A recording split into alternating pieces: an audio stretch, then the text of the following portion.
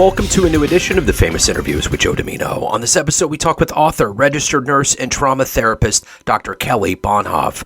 Through her own healing journey from childhood adversity and trafficking, she developed a deep devotion to supporting vulnerable children, teens, adults, and families. With over 35 years of experience, her spiritual awakening revealed a powerful truth. Within every traumatized family lies a hidden power, a sacred potential waiting to be remembered and awakened. Through messages of unconditional love, hope, healing, and transformation, she empowers individuals, couples, and families to break free from trauma, reclaim their true power, and transform fear into freedom for generations to come. Her book, What's Going On with My Family, provides insights through the lens of spirituality. We cover quite a bit. Enjoy this interview. It's wonderful to meet you. Thank you for taking a minute out today. Oh, I'm loving it. I'm loving it, my friend. So yeah, love to talk about family. So Yeah, let's jazz this thing up a little bit. We got a let's do lot of it. hope going on. Yeah, a lot of Yeah, hope for families. yeah, absolutely. No, and it looks like you've been through quite a bit. You got a lot of experience, a lot of good stuff going on. So to begin with, speaking of being a registered nurse and a trauma therapist, I want to begin with 5 years ago, this pandemic was really kicking into high gear. So many things Yeah. were changing. How did you make it through the pandemic of 2020, and how has it radiated into your work in 2025? Well, the pandemic was such a beautiful portal. This was the possibility of remembering truth aligned with love. Now, little did we know this pause, again, another acronym, the alignment to universal source energy, this huge pause that we were all in.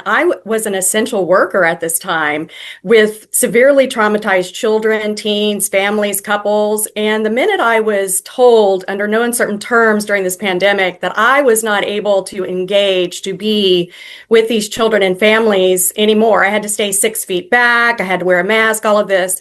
Well, anyone who understands trauma and my own history personally and then professionally, now almost for 40 years, the very first thing I don't do is stand 6 feet back and wear a mask.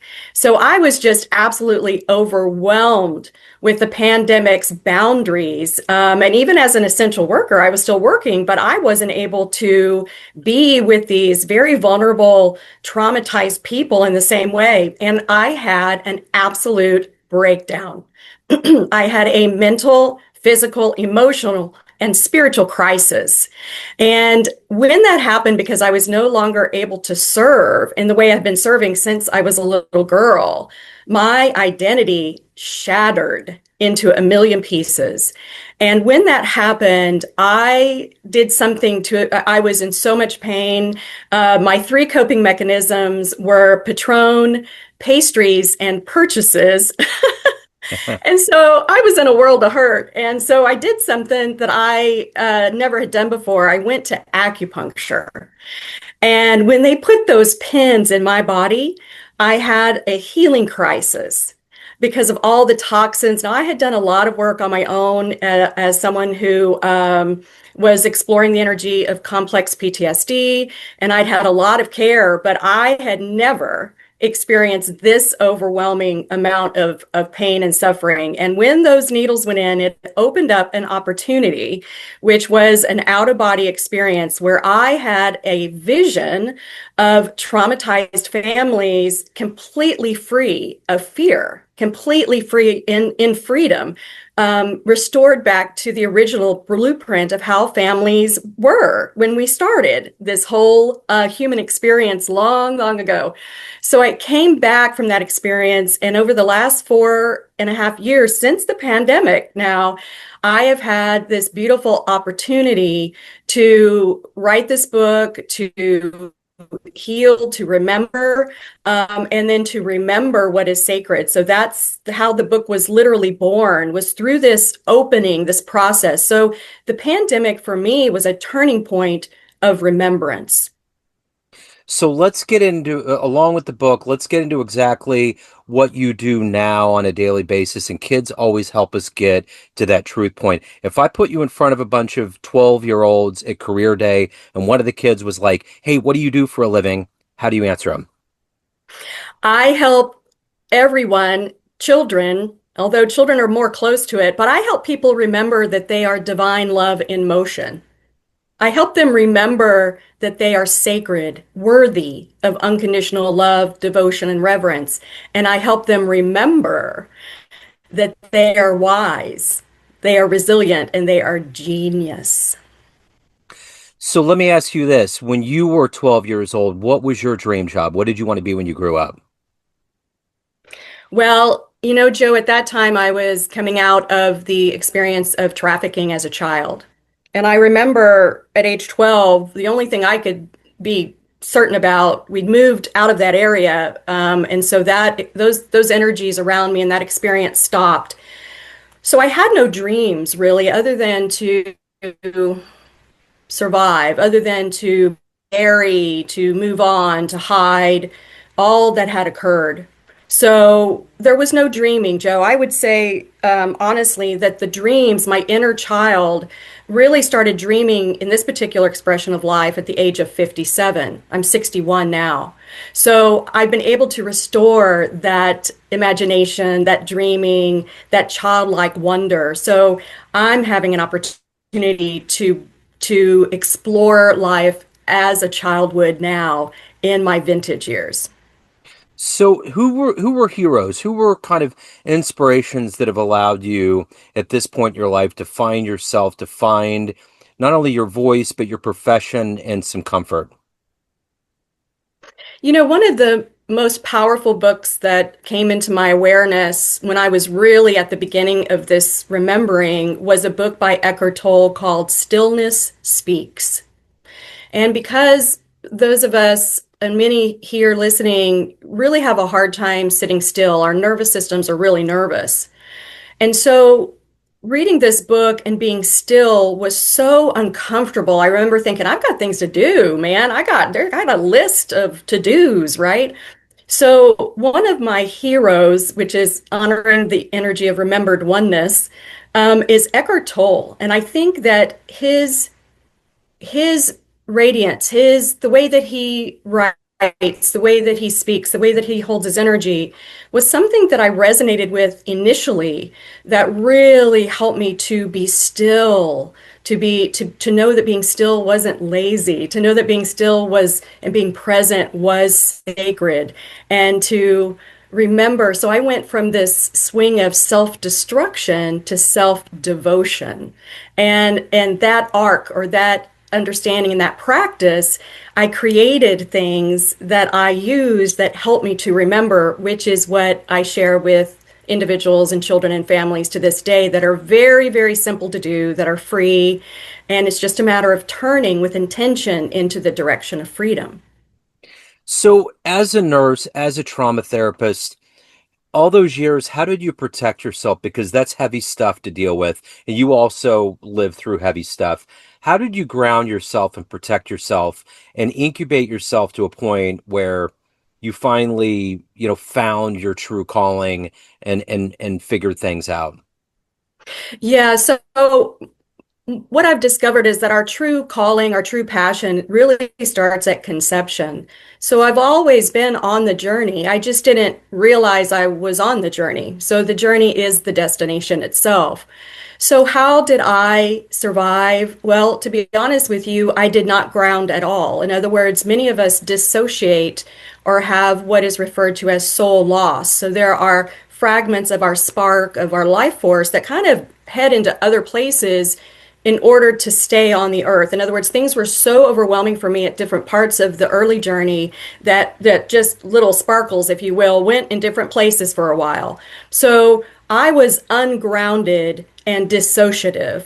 I was a highly dysfunctional dissociative person. So I could appear to be with you, and I was. Whenever I was with people, I was grounded. It's very interesting, my gifts, because when I'm with others, I can read others, I can see their energy, I can understand the dynamics of families, although I didn't understand that's what I was doing at the time.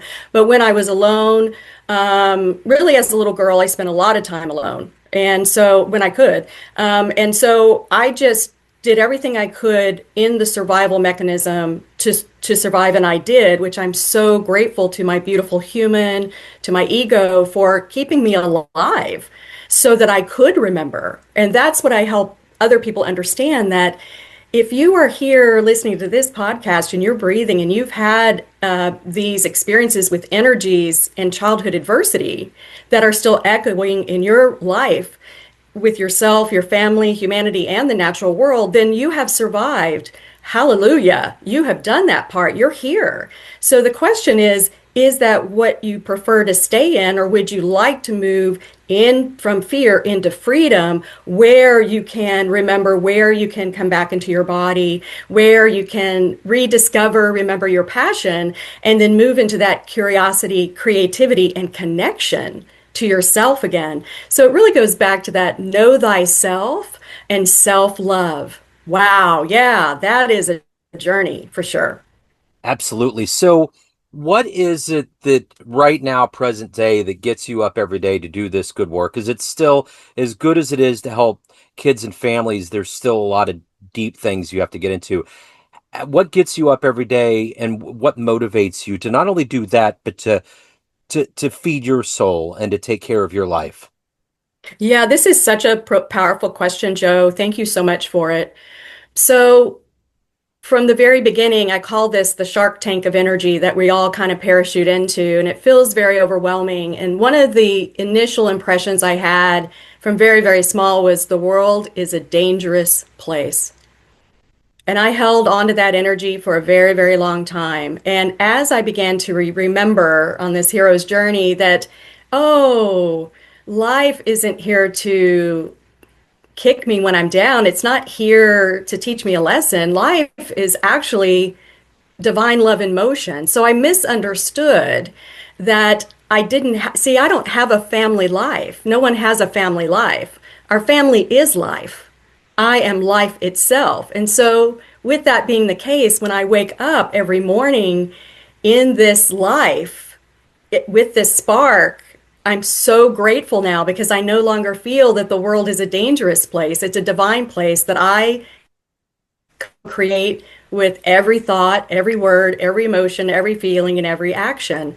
So to have the opportunity to live in this world right now that's healing all generational trauma, where childhood adversity will be dissolved. I've seen this vision. It is there. We are already free. So, what gets me up in the morning is number one, I love being a part of the co creation of a world where children are sacred. That gets me up in the morning. And the other thing is just every day, I'm 24/7. This heaven on earth thing is here for me. I do live in this space now.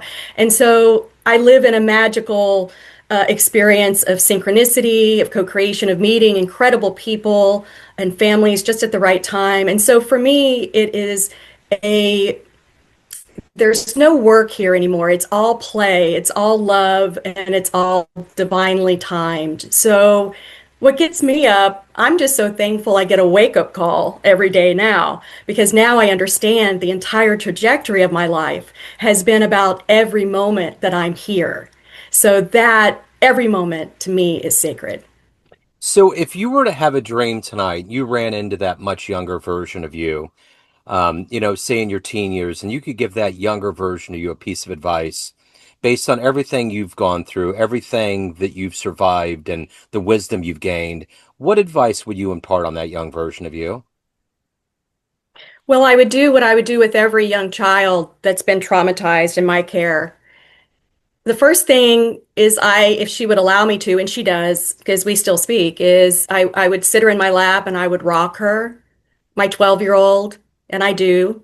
And I would say, do not listen to any soul, anyone that is around you. You know who you are.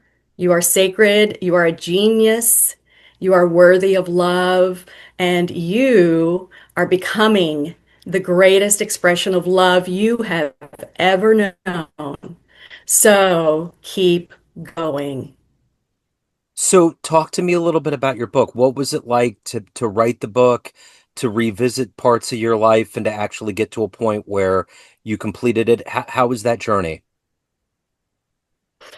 Another great question, Joe. So the book was an initiation, little ditto, and activation. So writing the book, organizing the book, there were many gates, I mean, energy to move through in the heavier state of energy. So I went through healing the energy of resentment, of rage, of shame, of blame, of anger, of hurt, of worry. So all of these gates, energetic gates, I was able to, instead of fight, so fear is really familiar energy aligned with resistance. I was resisting the energy of life itself. And so when I understood that's what I was doing, I was able to, with the book, as it was being written and organized, I was able to trust more in my higher guidance, in the intuitive downloads, in the automatic writing, in the dream. So once the book was organized, and once it was understood that I was meant to write through the looking glass sections, which was the idea of me looking in at my 18-month version, looking in at my 10-year-old, looking in. So I write very small stories, but glimpses of those points of time in my life that were pivotal, that were filled with energy that was heavy. And so the threading of the book with also understanding how our families got here, where we're going, what happens next. So all of it is this beautiful tapestry. It was hard, is what I would say, Joe, in so many ways, because I was still going through this healing and understanding and self-love.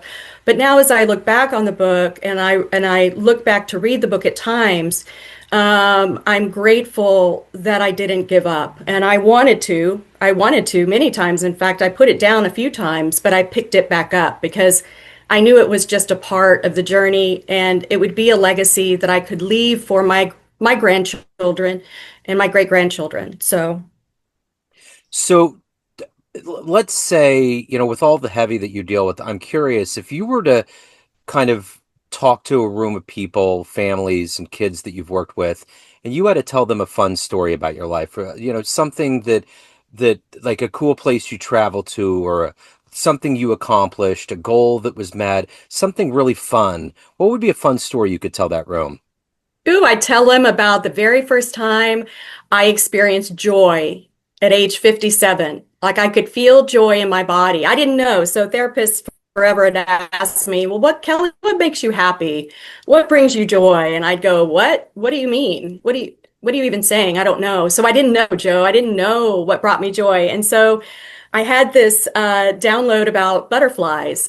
And so I ended up ordering one of those kits that you get where they give you 5 caterpillars. And so I got the kit and I got the net and I got all the stuff and I raised for the very first time 4 years ago these 5 butterflies. And when they came out, when they were butterflying, they came out and the very first one that landed on my finger, I reached into the little place they were living and I pulled it out on my finger. And this beautiful butterfly, the little wings were shaking and it was looking at me and I was looking at it and I'm like, oh, look, you're just so beautiful. And this beautiful butterfly did not want to fly. It did not want to go. It sat on my finger. I took a bunch of pictures. It was the most beautiful, joyous feeling. And I'm like, oh, this is what joy feels like. And so it was 5 minutes of speaking to this butterfly about you can fly, it's okay. Yes, you were a caterpillar, then you were goo, and now you're this, or caterpillar butterfly. Now you're going. It's time to go. You can go. Go ahead and fly. And so this butterfly takes off, and Joe, I was like, wow, is this like a metaphor for myself and for children and for families? And so I tell this story to remind myself and others that if you don't know what brings you joy, go and begin to find, to look, to experience, because that energy it lifts you straight into another level of life. And the more joy that you begin to feel, the less fear there is, and the more freedom you begin to notice. So that would be the story, Joe, that I would tell of finding my joy at age 57. So, of everything that you've accomplished and evolved into at this point, what are you the proudest of? Ooh, I'm just so proud that I'm here. I'm just so proud that I am alive, that I'm healthy. So all of the addictions, all of my health conditions, I've been able to heal from within with the help. I kind of did a holistic tapering of Western medicine, Eastern medicine, and now I can heal myself. And so to have healed all addictions, all health issues, no more medications, no more pain anywhere.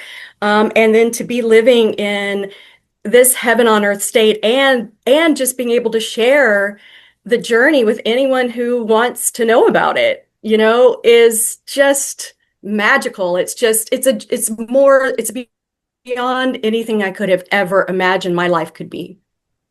So everyone out there has a perception of you, family, friends, clients, everyone that you've ever worked with that knows you, but you run the show. What's your perception of you? Who do you think you are? Oh, interesting.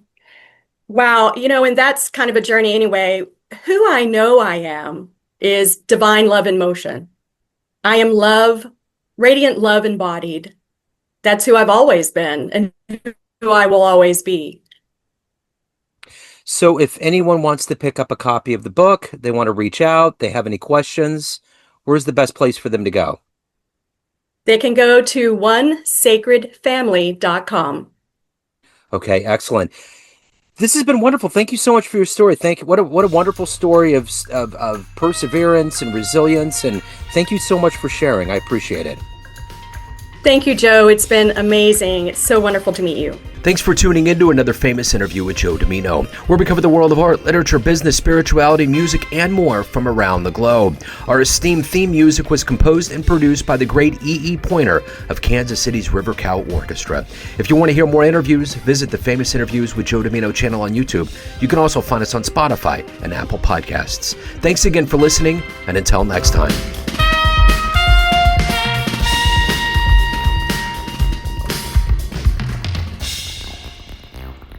Looking to get new clients to your business through cold calling or email marketing? At Agency Y, they envision a world in which small and big companies have equal chances to win new customers in the market. Their purpose is to bring parity and reduce the gap between large and small firms with the help of their cold calling and cold email marketing services. Use the code JOEDIMINO10 at www.agencyyy.org/coldcallingjoe.php or www.agencyyy.org/emailmarketingjoe.php to get 10% off your first order. This is Joe Dimino of Neon Jazz and Famous Interviews, and I stand behind Agency Y to meet your business dreams.